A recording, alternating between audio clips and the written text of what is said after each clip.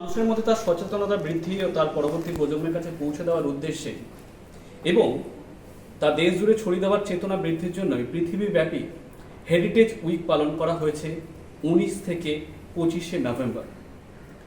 Rabindra Bharati museum Bangla সংস্কৃতি ধারক ও বাহক, এই ধারাকে বজায় রেখে আজ 29শে নভেম্বর জোড়াসাঁকো ঠাকুরবাড়ির এই বিচিত্রা সভাকক্ষে একটি ঘরোয়া আলোচনা সভার আয়োজন করেছে। এই আলোচনা সভায় অংশগ্রহণ করছে আমাদের শিক্ষক এবং শিক্ষিকা মহাশয়রা, প্রাক্তন এবং বর্তমান ছাত্রছাত্রী। আমাদের এই আলোচনা সভার স্বাগত ভাষণের মধ্যে দিয়ে শুরু করছেন রবীন্দ্র ভারতী মিউজিয়ামের ভারপ্রাপ্ত অধ্যক্ষ ডক্টর বৈশাখী মিত্র মহাশয়। হেরিটেজ উইক গত সপ্তাহতেই শেষ হয়েছে শুক্রবার, কিন্তু আমাদের নানা কাজের মধ্যে আমরা ঠিক সময় বার করতে পারিনি। তাই জন্য আমরা নেক্সট যেটা ওয়ার্কিং ডে পেয়েছি সেখানে আমরা আজকে আয়োজন করেছি। সব ছাত্রছাত্রীরা রয়েছে। সব থেকে আনন্দের কথা, আমাদের সেমিস্টার 1 নতুন ব্যাচকে পেয়েছি। টিচার্স দু একজন আরও থাকলে ভালো হতো, কিন্তু তাও কিছু টিচার আছে। আশা করি আজকে যে আলোচনা সভাটা সবারই ভালো লাগবে এবং এটা একদমই ঘরোয়া আলোচনা। আমাদের যে ছেলেমেয়েরা এখানে দুজন সিনিয়র আছে যারা খুবই কৃতি, এবং যারা আমাদের এখন স্টুডেন্ট তারা 4 জন আছেন। তাদের বক্তব্য আজকে আমরা শুনবো। আমি বিশেষ কিছু আর বলছি না। আমাদের একটা ইউএসপি আমাদের ডিপার্টমেন্টের হচ্ছে we work very closely with the museum. এখানে সারা ভারতবর্ষে খুঁজলে খুব কম ডিপার্টমেন্ট পাওয়া যাবে যেটা ডিপার্টমেন্ট এবং মিউজিয়াম একসঙ্গে কাজ করে। We are one exception. এবং I try to make the students understand that they should use the museum as their laboratory. তো যখনই ফার্স্ট ইয়ার থেকে তারা ঢোকে তাদেরকে এনকারেজ করা হয় বিভিন্ন রকম অনুষ্ঠানে, মিউজিয়ামের অনুষ্ঠানে, যাতে আমরা ইনভলভ করতে পারি নানা রকম কিউরেটোরিয়াল কাজে, যাতে তাদের এক্সপিরিয়েন্স বাড়ে, এটা আমরা চেষ্টা করি। তো সেই অর্থেই আজকের অনুষ্ঠান একটা তৈরি করা।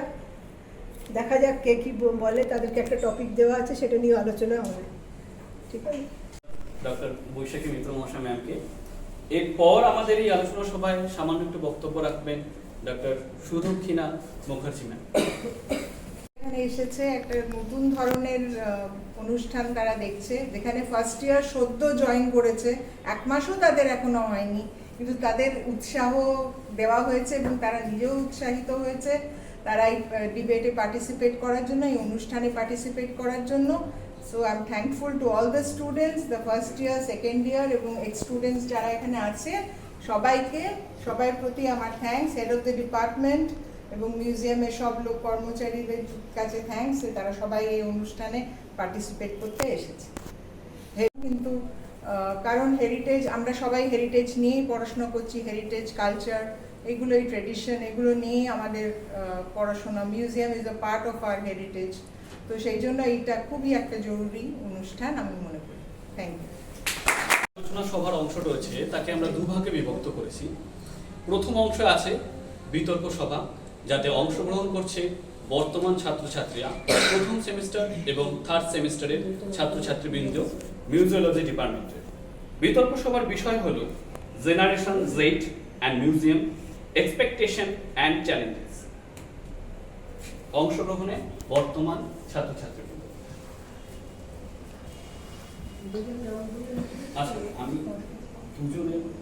Good afternoon, teachers, my worthy opponents, and members of the audience.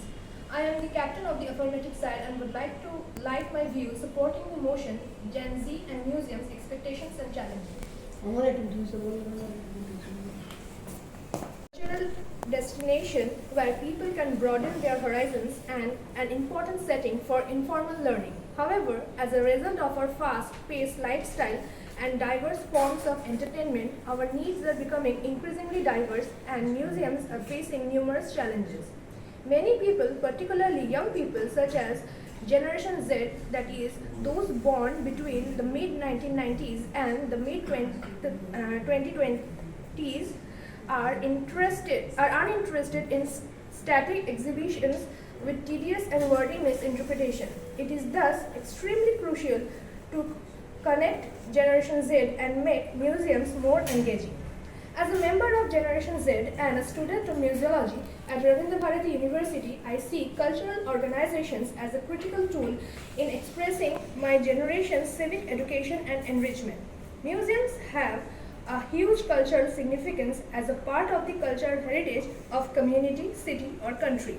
They are safekeepers of art and legacy as much as educational institutions are. Also, they play vital roles in economic development by attracting both local and foreign tourists. Some of them are considered super museums, worldwide famous, admired, and capable to attract touristic demand by itself. However, the future of museums as a destination can be significantly affected by new technologies. Recently, the operation of museums has already changed. Information technology has been part of changes to scenarios and has presented a challenge to curatorship. Such technology has included portable devices, personal guides, panels, animations, virtual reality, films, and projections on stage in order to enable visitors to have deeper experiences and in order to attract new kind of visitors. All these devices can contribute towards creating a better visitor experience, making even trivial attractions highly exciting. It is particularly relevant considering Generation Z's education and expectations. This generation has been using a lot of technologies since their childhood. Museums, in order to follow this and to maintain their attractiveness, need to consider this generation when formulating strategies. Moreover, their satisfaction can result in comments and recommendation on social networks, increasing the number of visitors from this demographic. But how can technologies influence Generation Z satisfaction, and how much satisfaction can increase Generation Z engagement on social networks, leading them to recommend museums and to persuade others? Technologies can support museums' operations in different ways. It is possible to enhance experiences and turn the visitors in an immersive and emotional service. It can help inside the museum by providing information, giving to the visitors. Handheld and audio guides provide additional information to visitors, rounding out their experience. Virtual reality, interactive, and electronic games surprise visitors, especially the young ones. Video and digital art can be surprising as well. Artists have tried incorporating technologies such as works using games, language, incorporating videos, or even artificial intelligence, and museum curators can take these into account when planning an exhibition.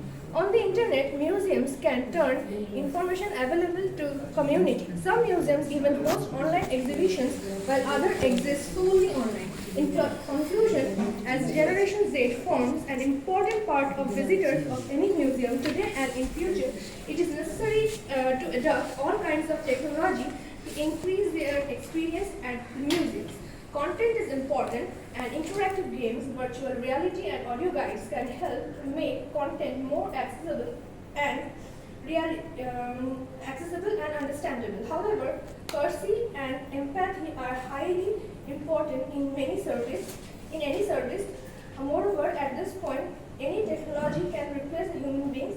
Technology can improve a museum's educational goals. People will get deeper on content and probably will share it with friends. Generation Z expects that.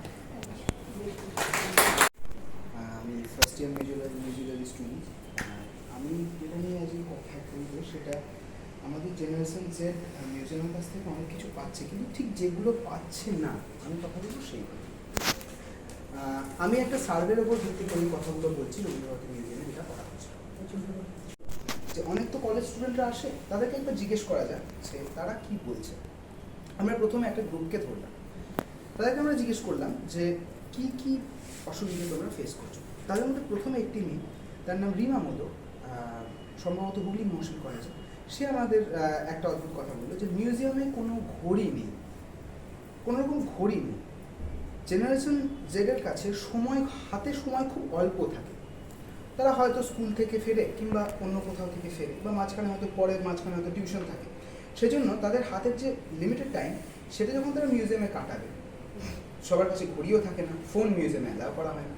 যদি যে কোনো একটা জায়গাতে একটা ঘড়ি থাকে তাহলে তারা বুঝতে পারবে তারা ঠিক কতক্ষণ সময় কাটাচ্ছে বা তারা কতক্ষণ সময় কাটতে পারবে। দ্বিতীয়ত এরকম মিউজিয়ামের অনেক জায়গা আছে যেখানে ছবি তুললে অবজেক্টের কোনো রকম ক্ষতি হয় না। যেমন ধরা যাক একটা খাট কিংবা একটা চেয়ার কিংবা থাই গ্যালারির যে অবজেক্টগুলো আছে, দূর থেকে ছবি তুললে সেগুলোর কোনো ক্ষতি হয় না। কিংবা যে ফ্যামিলি ট্রিটা আছে ওটার ছবি, সত্যি তো কোনো ক্ষতি হয় না। ওইগুলো ছবি তুললে সেরকম কোনো ক্ষতি হওয়ার কথা নয়। এই পারমিশনটা মিউজিয়াম থেকে দেওয়া উচিত। তৃতীয়ত হচ্ছে বিহেভিয়ার। অনেক মিউজিয়ামে দেখতে পাওয়া যায় যে স্টাফদের রাফ বিহেভিয়ারের জন্য বারবার বারবার বারবার দর্শকরা কমপ্লেন করছে, কিন্তু সেটার বিরুদ্ধে কোনো রকম অ্যাকশন নেওয়া হয়নি, বা অ্যাকশন নেওয়া হলেও সেটা কার্যকর করা হয়নি। কারণ এখনকার দিনে একটা জিনিস প্রবণতা প্রায় দেখতে পাওয়া যায় যে আপনি বলছেন বলে যান, আমি শুনবো না, আমি আমার সমস্ত রকম ফ্রাস্ট্রেশন আমার দর্শকদের উপর বের করি। চতুর্থত আমি যেটা দেখলাম সেটা হচ্ছে যে যদি দেখা আমাদের এই মিউজিয়ামের কথা নিয়ে আমি বলি, যদি দেখা যায় একদল স্টুডেন্টস এলো, তারা ফিজিক্যালি চ্যালেঞ্জড, হয়তো তারা হাঁটতে পারে না, সেখানের ক্ষেত্রে আমাদের মিউজিয়ামে একটাই মাত্র হুইল চেয়ার রয়েছে, এটা আরও বাড়ানো উচিত। আর একদম শেষে আমি বলবো আমাদের মিউজিয়ামে আরও বেশি সিকিউরিটি দেওয়া উচিত। তার কারণ এরকম অনেক জায়গা আছে, বা যে কোনো মিউজিয়ামে এরকম অনেক জায়গা আছে যেগুলো সিকিউরিটির বাইরে থেকে চলে যায়, এবং সেই সিকিউরিটিতে অবশ্যই এফিসিয়েন্ট হতে হবে। যে সমস্ত অবজেক্ট আছে সেই অবজেক্ট সম্বন্ধে জানতে হবে। ধরা যাক একটা ছবি আছে, সেই ছবিটা গোল্ড ডাস্ট দিয়ে বানানো, ছবিটা কার আঁকা, কী স্টাইলে সেটা আঁকা হয়েছে, আমি যদি সেটা জিজ্ঞেস করি সে বলতে পারছে না। তথ্যই যদি আমি না পাই তাহলে সেটা আমার গবেষণায় কীভাবে সাহায্য করবে? এই সমস্ত অভাবগুলো যে কোনো একটা মিউজিয়ামে থাকে, এবং এই সমস্ত অভাবগুলো পূরণ করার মিউজিয়ামের চেষ্টা করা উচিত। ধন্যবাদ। সেগুলোর কারণ আছে। এখন যেহেতু সেকেন্ড ইয়ারে যারা আছে তারা কিছু কারণ এখন থেকে থেকে বুঝেছে, তোরা যেহেতু ফার্স্ট ইয়ার এখনও অতটা বুঝতে পারিস নি, আমি তোর আলোচনা করে বলবো কেন ঘড়ি দেওয়া হয় না, কেন সব জায়গায় ফটোগ্রাফি অ্যালাউড নয়, দেয়ার আর রিজনস ফর দ্যাট। ঠিক আছে, will discuss that in class. My respected teachers, my classmates, my dear juniors, and all the members of audiences. Today, I, Dabhleena Mukherjee, student of Masters in Museology Department, is here to light my views by supporting the affirmative side of the motion, the Generation Z, and its expectations and challenges. Now, what are museums?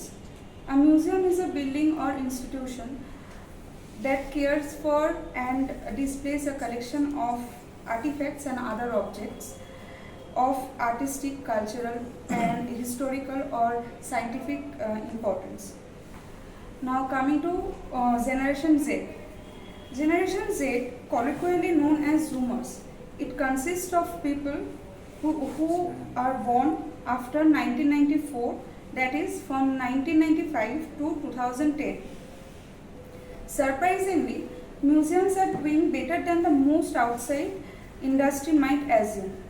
Generation Z is coming of age during global pandemic, are considering cultural institutions as a place to spend an afternoon engaging in active learning while socializing.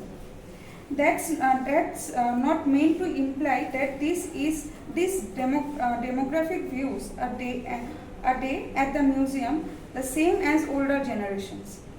Generation Z has an entirely different set of expectations that is shaped by having grown up in an information-dense world. Not surprisingly, the result is a generation that has learned to be critical of any information present to them and thoroughly scrutinize every source. But rather than cynical, this generation has actually become both global and critical thinkers and intensely curious. The recognition of this generation as critical thinkers is precisely where museums can exhibit their superpower. But communication with them correctly is very important part. It's all about building trust with this demographic, and the best way to build that trust is through a clear statement of an agenda transparency of the process, and actively lead values. When you deliver with authenticity, exciting things can start to happen. Generation Z are largely values driven. They interact with brands when those brand values align with their own. Because of that, cultural institutions need to put their values at the forefront in order to connect and engage with this generation. Art Museum Student Group, along with Student Advisory Council at the Tang Museum and agents for Creative Action, that is ACA, of the Williams College Museum of Art, convened a virtual roundtable exploring the idea of the Museum of the Future. While the student groups described the role of the museums historically as gatekeepers of knowledge and history, the real upshot was that the student groups wanted to see cultural institutions flatten organizational hierarchies, disengage the fact from the cult of the curator, refocuses the programs on the humans rather than the objects, increases access to be more broadly and historically inclusive. A challenge that is told in Generation Z that it is spoken that Generation Z presents to traditional art organization a challenge. But I would like to say today's art organizations are in the midst of crisis present in the minds of people. That is because if you walk into a museum or go to a play, you will observe firsthand what the statistics have been telling us. The current audience and donor is primarily baby boomers. That is the people who are born in 1940s to 1959. While millennials have been reluctant to pay for the subscriptions and the memberships or to make donations to civic organizations, Generation Z looks to be even more resistant to what conventional art organizations have on offer. As a result, art organizations are struggling to respond. But according to my view, Generation Z have an impressionistic relation to arts and of the implications for the organizations working to ensure that the arts can flourish and enrich the lives of all people. We know that young people have always been slower to get involved in civic organizations, and we know young people are spending significantly more time online than older people. But the divide of separating Generation Z from arts organizations cuts deeper. Based on some interviews with representatives of this generation, for Generation Z, daily life provides constant opportunities to be both artist and subject. Think of the selfie, which is the promotion. This is how I want you to see me, and also this is how I see the world. Generation Z uses their social media identities as homages to themselves and as ways to signify and depict the world around them. Generation Z creates their own art. They are active makers of photographers, videos, music, memes and web pages.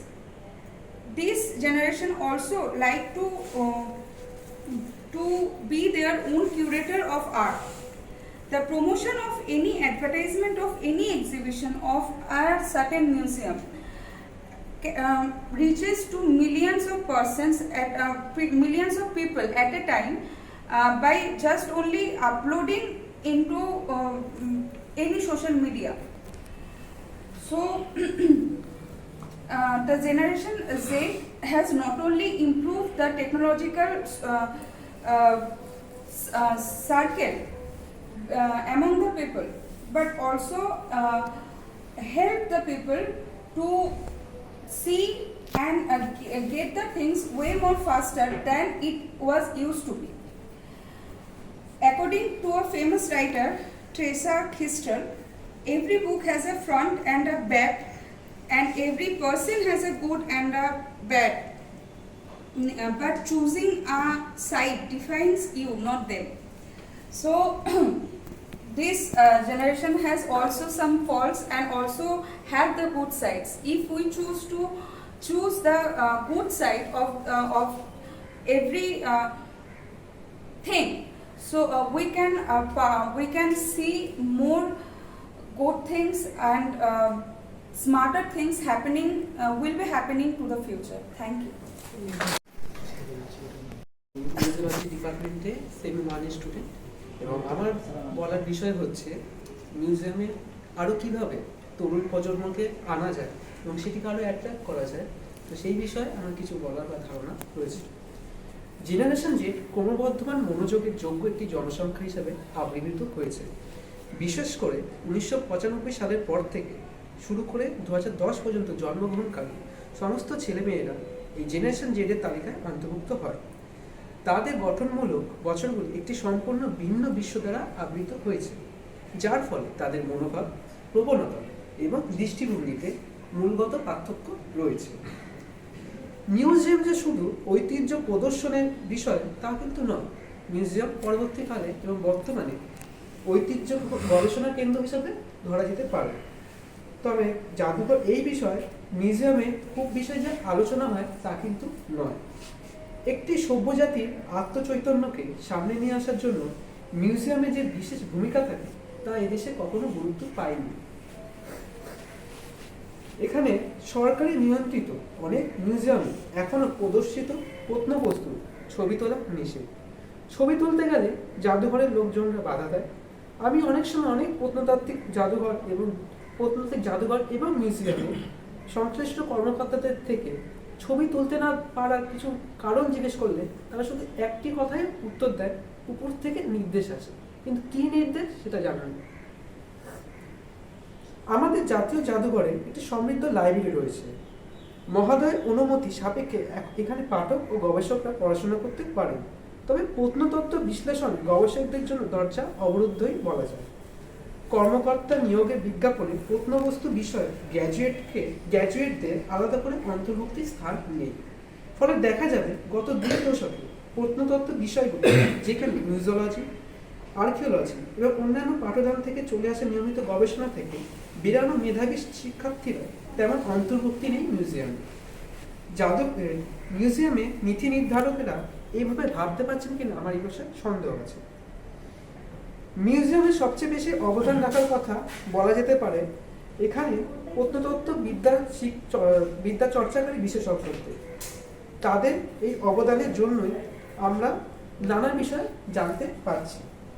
এক্ষেত্রে উচ্চশিক্ষা থেকে পাশ করে আসা বিভিন্ন PhD এবং স্নাতক ও স্নাতকোত্তর বিষয় পড়াশোনা করে আসা ছাত্রছাত্রী এবং শিক্ষক শিক্ষিকার দ্বারা এই বিষয়ে আমরা আরও পড়াশোনা করতে পারছি।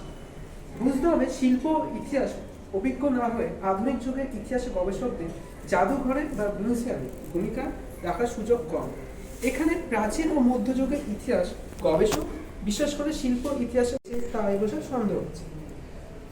অনেক সময় দেখা যায় যে অধিকতর গুরুত্বপূর্ণ পদে প্রত্নতত্ত্বে আমাদের তত্ত্বাবধানে কর্মকর্তাদের কাছ থেকে কিছুটা সহযোগিতা পেলেও কিন্তু তা মিউজিয়ামে আবদ্ধ হয়ে রয়েছে। বিভিন্ন সময় আমাদের মিউজিয়ামে যে বিষয়গুলি চালু রেখে দর্শক ও গবেষকদের কাছে অন্বেষণের পথ সংকীর্ণ করে ফেলা হচ্ছে। সিদ্ধান্ত প্রণেতাদের ধারণায় এই বিষয়গুলো ছুঁয়ে যায়নি। এর মধ্যে বর্তমানে প্রায় সারা বিশ্বে অচল কিছু ঔপনিবেশিক কিছু মন গড়া নীতি চালু রেখে দর্শক ও গবেষকদের কাছে মিউজিয়ামের স্থান অনেক সময় পিছিয়ে পড়ে রয়েছে। কিছু কিছু ক্ষেত্রে আমাদের জন্য একটু পূর্ণ বিবেচনা করা দরকার, সেটি হলো মিউজিয়াম খোলার সময় একটু পূর্ণ বিবেচনা করুন। প্রথমত নিশ্চিন্ত করুন যে অল্প বয়সীরা সহজে আপনার মিউজিয়ামে আসতে পারে এবং দেখতে পারে। মিউজিয়ামে যুবকদের আকৃষ্ট করার জন্য আপনার ভেন্যুকে সহজে অ্যাক্সেসযোগ্য করে তোলার ভারসাম্য রয়েছে, কিন্তু এখনও সেটা দেখার জন্য বিশেষ কিছু ব্যবস্থাপনা করা হয়নি। কারণ এখানে এসে শুধু যে শোকেসের কাছের শোকেসের বিষয় দেখেই যে তারা বাড়ি চলে যান তা তো নয়।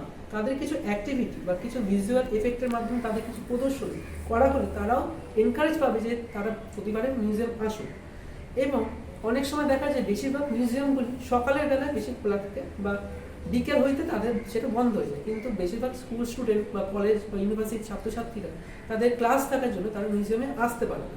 এবং সেই ক্ষেত্রে যদি কোনো একটা দিন সপ্তাহে মিউজিয়ামটি 7টা বা বিকেল বা 7টা বা 8টা পর্যন্ত যদি খোলা থাকে, তাহলে অনেক ক্ষেত্রে ছাত্ররাও আসতে পারে এবং তাদের যে গবেষণার কাজ সেটাও তারা করে নিতে পারে। নিশ্চিন্ত করুন যে আপনি আপনার স্থানীয় ছাত্র এবং তরুণদের জন্য বিনামূল্যে ছাড়পত্র এবং ছাড়ের হারের মতো বিশেষ অফারগুলো পূরণ করছেন। এতে এমনকি আন্তর্জাতিক পর্যায়ে যুবকদের লক্ষ্য করা শুরু করে আপনি তরুণ ও দর্শকদের নতুন প্রদর্শনী বা ধারণা পরীক্ষা করতে পারেন। সোশ্যাল মিডিয়ার যথোপযুক্ত ব্যবহার। নিশ্চিন্ত করুন যে আপনি এমনভাবে সোশ্যাল মিডিয়া ব্যবহার করছেন যা অল্প বয়স্ক দর্শকদের কাছে আবেদন করতে পারে। কোনটি কাজ করে, কোনটি নয়, কোনটি প্রয়োজন, কোনটি নয়, যেটি তাদের থেকে আমরা কিছু সাজেশন নিতে পারি। এবং আপনাদের যে বা মিউজিয়ামে যে এক্সিবিশনগুলো হচ্ছে সেগুলি একটি ফোকাস গ্রুপ বা কোনো স্টুডেন্টদের থেকে কোনো কিছু ধারণা নিতে গেলে তাদের থেকে জিজ্ঞেস করা বা তাদেরকে এনকারেজ করা যে এখানে হচ্ছে এক্সিবিশন করা যায়, সেই ক্ষেত্রে সেই ব্যবস্থাপনা করা দরকার। কারণ বহু অধিকাংশ গ্রামাঞ্চলে বা অনেক স্বনির্ভর গোষ্ঠী আছে যারা হ্যান্ডক্রাফট বা বিভিন্ন মিউজিয়ামে তারা এক্সিবিশন করতে চায়, কিন্তু সঠিক ব্যবস্থাপনা এবং সেই সুযোগটা না পাওয়ার জন্য তারা সেই এক্সিবিশন বা প্রদর্শনী করতে